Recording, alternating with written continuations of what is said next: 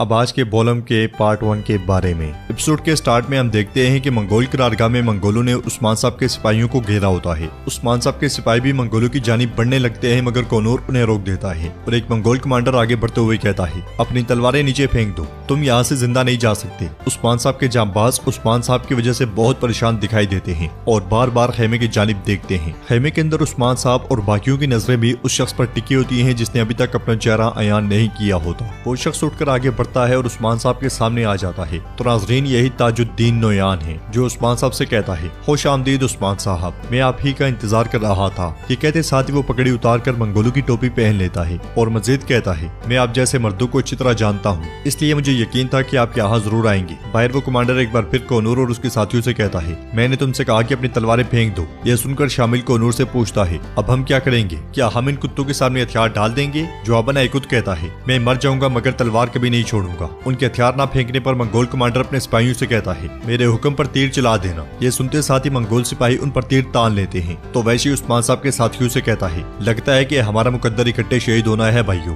मगर मैं ढेर सारी लाशें गिराने से पहले नहीं गिरूंगा। उधर हम देखते हैं कि मंगोल कमांडर यानी शहर के मरकजी कमरे में जा पहुंचता है। बाला खातून, अलाउद्दीन और सिपाही भी उसके पीछे होते हैं। मंगोल कमांडर कहता है, तुम जानते हो कि मैं यहाँ क्यों आया हूँ? ये कहते साथ ही वो तख्त की जानिब बढ़ता है तो अलाउद्दीन उसका रास्ता रोक लेता है। फिर बाला खातून कहती है, शहजादी मारिया के लिए और यकीनन कराजल सोन के लिए। ये सुनकर मंगोल कमांडर अलाउद्दीन की जानिब देखते हुए कहता है, सबसे पहले मुझे वो दे दो जो मेरा है, ताकि हम कोई समझौता कर सकें। तो बाला खातून कहती है, और जिसकी माँ और भाई को तुमने कत्ल कर दिया, उस एल्चम खातून का क्या? जवाब में कमांडर हैरानगी से कहता है, एल्चम, क्या वो भी तुम्हारे पास है? तो बाला खातून सिपाही भाई सुंगुर से कहती है, जाओ एल्चम खातून को लेकर आओ। नाजरीन, जैसा कि हम जानते हैं कि एल्चम खातून यहाँ पे है ही नहीं, वो उस्मान साहब के साथ हैं। इसके बावजूद भाई सुंगुर सिपाही को भेज देता है। यह देखकर मंगोल कमांडर बहुत डर जाता है। तो बाला खातून कहती है, क्या हुआ? उसका नाम सुनकर और ये जानकर कि वो हमारे साथ है तुम्हारा रंग पीला क्यों पड़ गया? तुम यूं चौंक क्यों गए? तुम बेखौफ होकर उस्मान साहब के महल में आ गए और अब एक नौजवान लड़की से डर रहे हो? ये सुनते साथ ही मंगोल कमांडर तलवार बेनियाम करने लगता है, मगर अगले ही पल सिपाही बेसुंगुर, अलाउद्दीन और बाला खातून की तलवारें उसके गले पर होती हैं और अलाउद्दीन उसकी तलवार उससे ले लेता है। बाला खातून कहती है, तुमने झूठ बोला,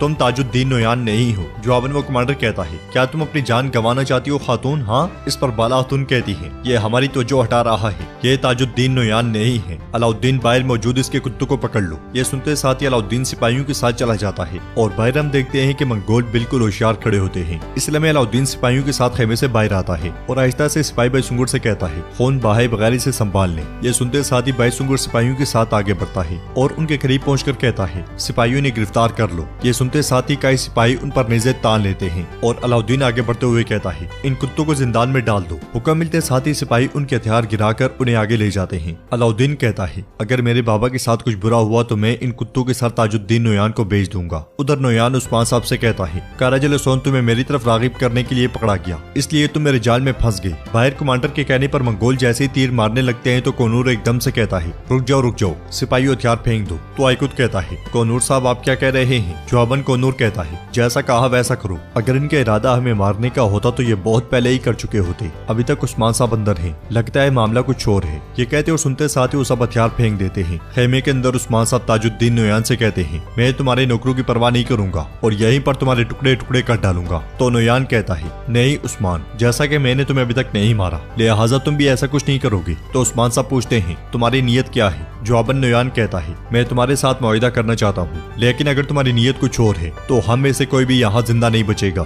यह सुनकर उस्मान साहब कहते हैं, तो तुम्हारे पास सबके लिए बड़ा दिल मौजूद है। नोयान कहता है, मेरा दिल बहुत बड़ा है, अब अपने साथियों को बाहर भेज दो, हम अकेले में बात करेंगे। तो उस्मान साहब कहते हैं, अगर तुम मुझसे बात करना चाहते हो तो सबसे पहले एल्चम खातून के घर वाले यहाँ आएंगे, हम देखेंगे कि क्या वो जिंदा है या नहीं, फिर हम बात करेंगे। जवाबन नोयान कहता है, मैं जानता था कि आप ये चाहेंगे तो मैं उन्हें ले आया हूँ। इसके साथ ही उस्मान साहब के कहने पर उनके साथी बाहर चले जाते हैं और उस्मान साहब नोयान से कहते हैं, अब मैं तुम्हारी बात सुनूंगा। नोयान कहता है, मैं जो कुछ कहने जा रहा हूँ वो काइयों और अलहानी दोनों के हक में बेहतर होगा। बाहर हम देखते हैं कि मंगोल एल्चम खातून के घर वालों को लेकर आ जाते हैं जो एक पिंजरे में कैद होते हैं। उन्हें देखते साथ ही एल्चम खातून उनकी जानिब बढ़ने की कोशिश करती है, मगर ओरहान उन्हें रोक देता है। एल्चम खातून मुसलसल ओरहान से कहती है, छोड़ो मुझे छोड़ो। तो ओरहान उन्हें पुरस्कून करते हुए कहता है, पुरस्कून रहो, गुस्से से तुम अपना नुकसान कर बैठोगी। जवाबन एल्चम खातून कहती है, मेरी माँ मर गई, मेरा भाई मर गया, तुम तुम मुझे कैसे कह सकते हो कि मैं अपने गुस्से पर काबू रखूं? अगर तुम डरते हो तो पीछे खड़े रहो सरदार के बेटे। ये कहते साथ ही वो फिर से आगे बढ़ती है, मगर उरहान इस बार भी उन्हें रोक देता है। यह मंजर देखकर उनके बाबा और भाभी कहती है, एल्चम भाग जाओ, खुद को बचाओ। अपने लिए और कबीले के लिए मैं इन कुत्तों के हाथों में भी रह लूंगा। तुम यहाँ क्यों आई हो बेटी? अगर जरूरत पड़ी तो मैं अपनी जान भी दे दूंगा। तुम यहाँ क्यों आई हो? जवाबन एल्चम खातून कहती है, मैं आपको इस तरह कैसे छोड़ सकती हूँ बाबा? मैं यहाँ अकेली नहीं हूँ, उस्मान साहब मेरे साथ हैं। यह सुनकर गुंदूज साहब खुश होते हुए कहते हैं, क्या कहा? उस्मान साहब? अल्लाह का शुक्र है, ये बहादुर सिपाही। क्या ये उस्मान साहब के सिपाही हैं? मगर ये पहले ही ताजुद्दीन नुयान के जाल में फंस चुके हैं। उन्हें परेशान देखकर उरहान कहता है, गुंदूज साहब मेरे बाबा उस्मान साहब यहाँ तमाम इम्कानात को देखते हुए आए हैं, फिक्र ना करें, हम आपको यहाँ से निकाल लेंगे। तो गुंदूज साहब कहते हैं, ये ताजुद्दीन नुयान कितना जालिम, कितना शैतान और कितना चालाक है तुम नहीं जानते, इसलिए मैं इस हालत में हूँ। अब वो उस्मान साहब और उनके साथ आने वालों को मार डालेगा। खेमे के अंदर ताजुद्दीन नुयान उस्मान साहब से कहता है, आपके पास जो कुछ है वो आप मुझे देंगे? तो उस्मान साहब पूछते हैं, आप शहजादी चाहते हैं? जवाबन ताजुद्दीन नुयान कहता है, ना सिर्फ शहजादी बल्कि करजलोसोन भी। इस पर उस्मान साहब कहते हैं, तो फिर उलजायतों के बारे में क्या ख्याल है? चूंकि उसने अपने भतीजे को सरहदी इलाकों में भेजा था, फिर ये मसला मुख्तलिफ होगा। मुझे बताओ असल मसला क्या है? तो नुयान कहता है, उलजायतो खान एक अजीम मुहिम की तैयारी कर रहा है। यह गनीमत और शोहरत के साथ एक बड़ी मुहिम होगी। जो लोग शिरकत करेंगे उनकी शान तो शान सोना भी दुगना हो जाएगा। यह सुनकर उस्मान साहब कहते हैं, फिर बताओ मुझे, क्या वो ममलिकों की तरफ कोश करेगा या फिर सोने की दौड़ में शामिल होगा? तो नुयान कहता है, अगर आप अपने सिपाहियों को हमारे हुक्म के मातहत देते हैं और इस जंग में हमारा साथ देते हैं, फिर आप भी बहुत कुछ हासिल कर सकते हैं उस्मान साहब। जवाबन उस्मान साहब कहते हैं, यही रुक जाएं। हमारे सिपाही सिर्फ अल्लाह की राह में लड़ते हैं और साफ जाहिर है कि आपका और हमारा दावा एक जैसा नहीं है। लिहाजा ये बात अपने जहन में बिठा लें कि मैं अपना एक भी सिपाही आपके मातहत नहीं करूंगा। यह सुनकर ताजुद्दीन नुयान को बहुत गुस्सा आता है और वो टोपी उतारते हुए कहता है, लेकिन आपने ये नहीं सुना कि बदले में आपको क्या मिलेगा? आपकी इस छोटी सी कुर्बानी के बदले हम आपको एक आजाद रियासत की इजाजत देंगे और मैं अपने चचा उलजायतो खान को अजीम खान बनाऊंगा। यह सुनकर उस्मान साहब कहते हैं, देखो, जिस इमारत को मंजूरी की जरूरत होती है वो ना तो आजाद होती है और ना ही खुद मुख्तार। अगर तुम सिर्फ एक ऐसी इमारत की तलाश में हो जिससे तुम मरने तक फायदा उठा सको, तो फिर जान लो कि तुम गलत सरजमीनों में आए हो। हमने कभी किसी के आगे सर नहीं झुकाया और इस वजह से बहुत खून बहाया है। जरूरत पड़ने पर मजीद बहाएंगे, ये बात भी जान लो। ये कहते साथ ही उस्मान साहब खंजर का रुख उसकी जानिब कर लेते हैं। तो नुयान कहता है, अगर ऐसी बात है तो तुम मेरा वो रुख देखोगे जो तुमने पहले कभी नहीं देखा होगा, और इसकी कीमत तुम्हारी जमीन पर मौजूद हर